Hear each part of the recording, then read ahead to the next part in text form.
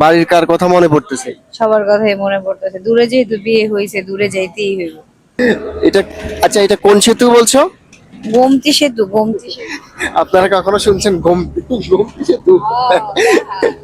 আচ্ছা আচ্ছা, বাট আমি কখনো শুনি নাই। তো আমরা এখন এসে পৌঁছে গেছি সাইনবোর্ড। সাইন আমরা চলে যাচ্ছি আজকে নোয়াখালী। নোয়াখালী ট্যুর আজকে। চোখ বন্ধ করুন, কল্পনা করুন আপনি মেঘনা ব্রিজের ঠিক মাঝখানে দাঁড়িয়ে আছেন। আপনার নিচে উত্তাল মেঘনা নদী, বাতাসের ঝাপটা আপনার কানে একটা শো শো শব্দ করছে। এই ব্রিজটি শুধু রড সিমেন্টের কাঠালো নয়, এটি ঢাকা আর চট্টগ্রামের মধ্যে এক বিশাল সেতু বন্ধন।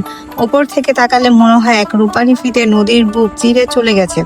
নদীর বিশালতা দেখে আপনার মনে হতে পারে আপনি কোনো খোলহীল সাগরের মোহনায় দাঁড়িয়ে আছেন।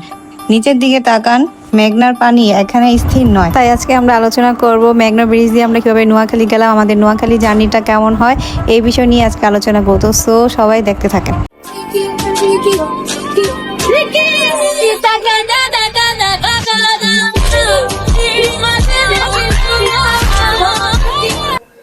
হ্যালো গাইস, আসসালামু আলাইকুম। আমি তুষার। আমি মনিকা। আজকে চলে যাচ্ছি আমাদের বাড়িতে ঈদ উপলক্ষে সবার সাথে ঈদ করার জন্য আজকে চলে যাচ্ছি। তো আজকে বাইরে কি কি করি, কিভাবে যাই, সবকিছু শেয়ার করবো আপনাদের সাথে এই ভিডিওতে। সবাই আমাদের সাথেই থাকেন। So let's go. সো আজকে চলে যাচ্ছি নিজের দেশের বাড়িতে। আজকে কি কি করি সবকিছু শেয়ার করবো আপনাদের সাথে।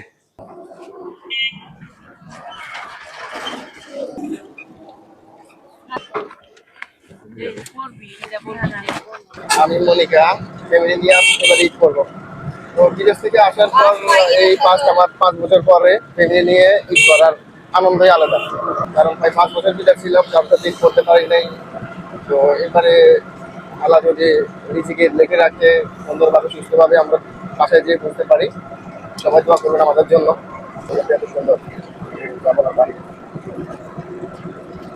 আমাদের বাংলাদেশে, মানে হাইওয়ে রোড অনেক সুন্দর।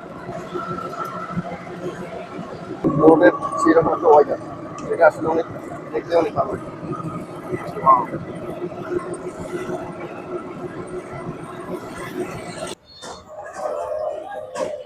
লইতেছ?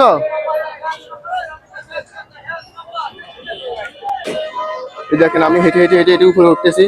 এটা হচ্ছে ফ্লাইওভার, ফ্লাইওভার না, ওভার ব্রিজ। এখান থেকে ওই পাশে যাবো আমরা, এখান থেকে ওই পাশে যাবো।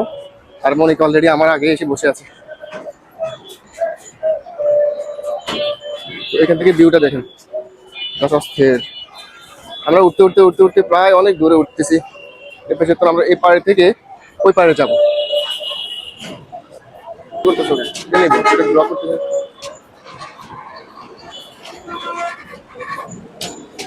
তো এখানে সকাল সকাল মানে পরিবেশটা অনেক সুন্দর।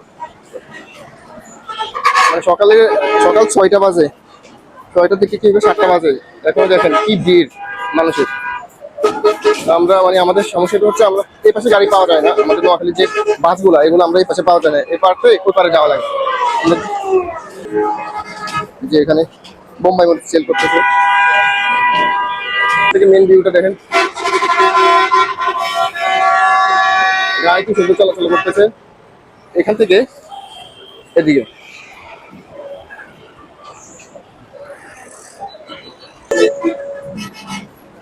এই যে আমি পুরো পায়ে উপরে আছি।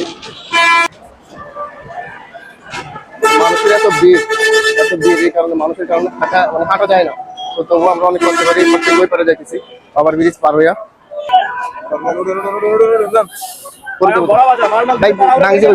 জিনিস আছে কাগজে রাখেন।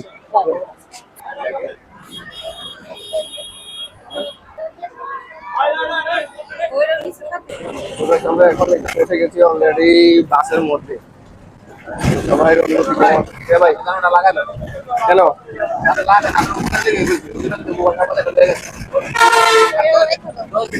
আচ্ছা আচ্ছা, এখান থেকে পারো। আচ্ছা জানালা মিললে তারপরে মোবাইল দিয়ে। তো আজকে চলে আসছি আমরা নোয়াখালী। অলরেডি বের হয়ে গেছি। আর বাসে আমি বসে আছি, মনিকা বলিতেছে ওর আমরা প্রায় 8টা বাজে। 8টার সময় আমরা বাসে উঠছি। ভাই আমাদের নোয়াখালী যেতে 5 থেকে 5 ঘন্টা লাগবে। মেবি 2টার সময় আমরা গিয়ে পৌঁছে যাব ইনশাল্লাহ আমাদের পানির শহর নোয়াখালীতে। মনিকার কেমন অনুভূতি মনিকার মুখে শুনেন। মনিকা তোমার আজকে নোয়াখালীতে যাইতেছে, ভালো, ভালো। অনুভূতি কেমন? হ্যাঁ ভালো, একসাথে ঈদ করব, সবাই ঘুরবো ফিরবো খাবো। আচ্ছা, সে ঘুরবে ফিরবে খাবে এজন্য সে নোয়াখালী যাচ্ছে। আর বাড়ির কথা মনে পড়তেছে? হ্যাঁ অবশ্যই, বাড়ির কথা তো মনে পড়বে। বাড়ির কার কথা মনে পড়তেছে? সবার কথাই মনে পড়তেছে, দূরে যেহেতু বিয়ে হয়েছে দূরে যাইতেই হইব। 5 বছর যে বিদেশ ছিলাম, এখন দেশে এসে যে বউয়ের সাথে এবং মায়ের সাথে ফ্যামিলির সাথে ঈদ করব, এটার মজাই আলাদা। পাশে আছে বউ, আর বাসায় গেলে ইনশাআল্লাহ মায়ের সাথে দেখা হবে, ভাই বোনের সাথে দেখা হবে। আমরা এখন প্রায় চিটাং রুট আর হয়ে আইছি না, যেহেতু ঈদের ছুটিতে অনেকে বাড়িতে যাবেন, ফ্যামিলি নিয়ে বাড়িতে যাবেন। তো আমি চাই যে সবাই সুন্দরভাবে সুস্থভাবে সবাই সবার বাড়িতে গিয়ে পৌঁছে যেতে পারেন। এই জার্নিটা আমাদের লাইফের ফার্স্ট জার্নি। তো হ্যাঁ, ফার্স্ট ঈদের ফার্স্ট না, হ্যাঁ এটা আমাদের ঈদের ফার্স্ট জার্নি। হ্যাঁ, তো আমরা কুমিল্লা এসে পৌঁছে গেছি। এখন কুমিল্লা রেস্টুরেন্টের ভিতরে।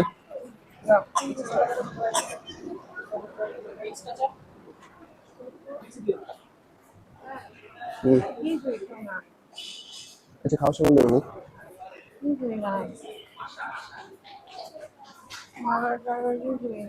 এখন কি থাকবো, রমজান মাস না? তো লাস্ট পর্যন্ত আমরা এখন আসি কুমিল্লা পৌঁছে হয়ে গেছে। এটা কুমিল্লা রেস্টুরেন্ট।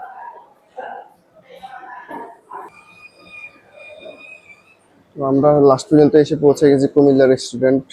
এটা হচ্ছে সেই রেস্টুরেন্ট কুমিল্লা, যে এটা হচ্ছে সেই রেস্টুরেন্ট।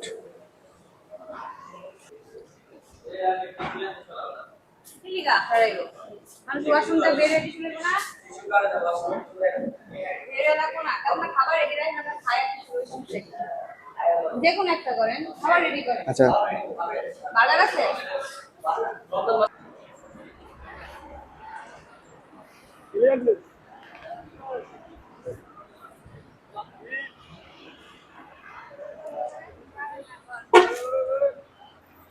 এটা নিয়ে দাও, তুমি আস্তে আস্তে উঠো।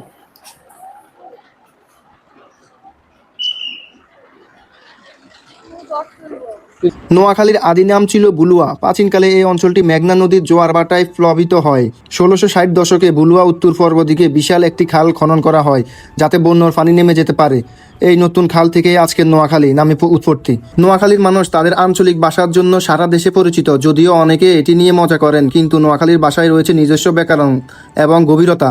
এই ভাষা নোয়াখালী মানুষের মধ্যকার ভ্রাতৃত্ববোধ এবং একতাকে প্রকাশ করে। বিশ্বের যেখানেই দুইজন নোয়াখালীর মানুষের দেখা হয়, এই ভাষাই তাদের নিমিষেই আপন করে নেয়। নোয়াখালীর প্রকৃত সৌন্দর্য এবং চরাঞ্চল এবং ঐতিহাসিক উপস্থাপনায় মুসাফুর নদী এবং সমুদ্রের মিলনস্থল, যা পর্যটকদের ভীষণ আকর্ষণ করে। দেন গাইস, আমরা দীর্ঘ 4 থেকে 5 ঘন্টা পর আমাদের সেই মাতৃভূমি যেখানে আমাদের জন্ম, সেখানে এসে পৌঁছে গেলাম আমি এবং মনিকা। সো দেখেন আমাদের গ্রামে যে ওয়েদারগুলা, আপনারা দেখলে পুরো মুগ্ধ হয়ে যাবেন।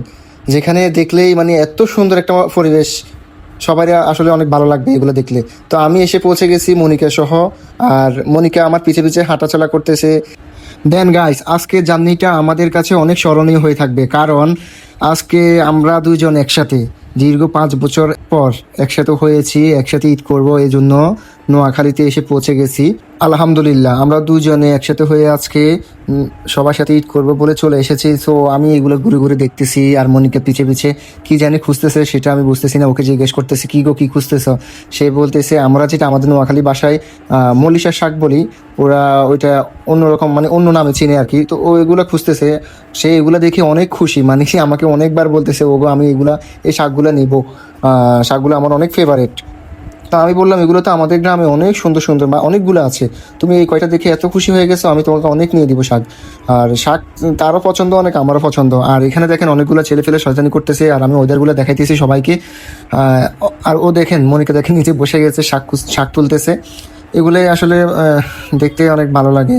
গ্রাম বাংলার দৃশ্যগুলো আসলে অনেক সুন্দর, যা আমাদেরকে অনেক মুগ্ধ করে।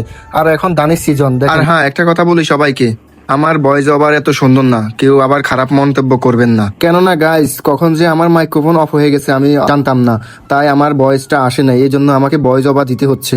আর আমার ভয়েসটা এতটাই খারাপ যে কেউ হয়তো পছন্দ করবেন না। তো যারা যারা আমার ভালোবাসার মানুষেরা আছেন তারা অবশ্যই হয়তো পছন্দ করবেন, আর যারা ভালোবাসেন না, দূর থেকে ইগনোর করেন, তাদের কথা কিছু বলার নাই।